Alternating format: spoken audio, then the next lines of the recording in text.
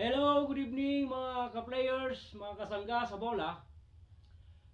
Ipagpatuloy lang natin yung napag-usapan natin nung nakaraang araw tungkol doon sa timeout ng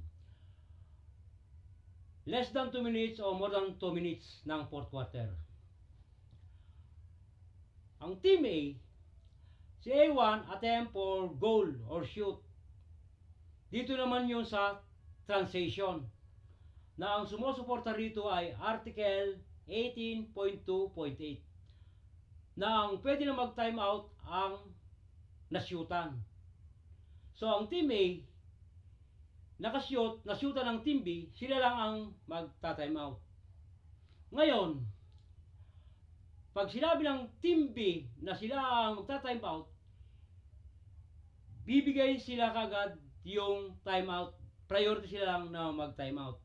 Ngayon, pagkatapos nilang mag-time out mga kabola, mga players, o mag-substitute, doon pa lang magsasubstitute ang nakashoot yung Team A.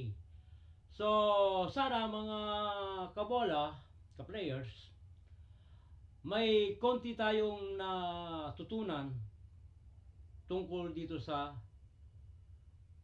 larong basketball. Thank you and good luck.